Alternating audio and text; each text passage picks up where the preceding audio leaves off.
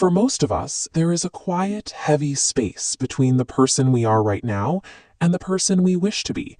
You can see your ideal self clearly, but they stand on the other side of an ever-widening gap, constantly pulling further out of reach. To bridge that gap, we create massive, towering checklists. We vow to run 5 miles, cut out sugar entirely, finally master French, and write 3 chapters by Sunday. We instinctively believe that getting to that other side requires becoming an entirely new person overnight. We try to force a complete lifestyle overhaul, demanding perfection across every single habit simultaneously. Carrying the weight of that unfulfilled gap, paired with the constant pressure to overhaul your entire existence, creates a quiet sense of exhaustion. It leaves you walking through life with a chronic background hum of dissatisfaction. Every once in a while, you muster the energy to actually try it. You get a sudden, euphoric burst of extreme motivation. You wake up at 5 a.m., hit the gym, and eat a flawless breakfast. For 3 or 4 days, the overhaul actually works. But sheer willpower is a finite biological resource. Eventually, you have a bad day at work, or you sleep poorly, and the emotional crash hits. The energy runs out, and you slide right back into your old comfortable routines. If you spend enough time listening to internet hustle culture, you'll be told exactly who is to blame for that crash. You. The loudest voices online insist that losing momentum is a sign of personal weakness, that you simply lacked the discipline or the moral fortitude to keep going. Internalizing that message creates a heavy, toxic cycle. You feel deep shame, you get frustrated. Every failed attempt at a massive overhaul becomes another reason to be intensely annoyed with yourself. But those repeated failures are not a lack of personal drive. They are the mathematically predictable collapse of a cultural strategy built to fail from day one. You can let go of the guilt. The reason you can't sustain a sudden, massive lifestyle change is that your biology and your psychology are explicitly hardwired to reject it. This graph shows exactly how your brain responds to sudden spikes in effort. You have a stable baseline of energy and habits. When you introduce a massive, exhausting new routine, your brain perceives that sudden spike as a threat to your equilibrium. It hits a natural threshold barrier, and your own neurological resistance aggressively forces it back down to baseline.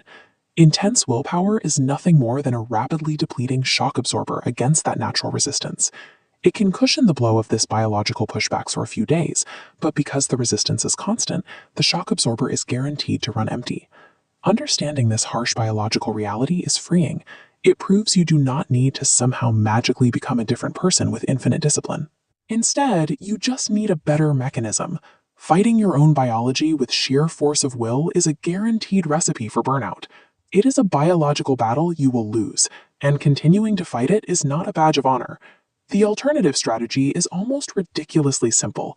Strip away the massive expectations. Shrink the goal down until it becomes an incredibly tiny, almost imperceptible microaction. This visualization shows how that microaction works. Because the step is so small, like doing a single push-up or reading 1 paragraph of a book, it generates almost zero friction. It sneaks right under the brain's internal threshold barrier without ever sounding the alarm. Executing a microscopic step like that requires absolutely zero motivation. You do not need to hype yourself up or tap into intense daily discipline just to put your running shoes on and then immediately take them off. By prioritizing profound ease over punishing intensity, you engineer sustainable, permanent behavioral change. This comparison chart plots the math behind the strategy.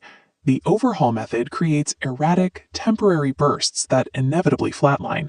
But when you repeat a tiny, zero-friction step every single day over a long timeline, the math entirely shifts. Those microscopic actions stack, creating a deeply compounding exponential curve. Eventually, that compounding curve hits an exact point where the new microaction solidifies. It requires zero conscious thought to perform.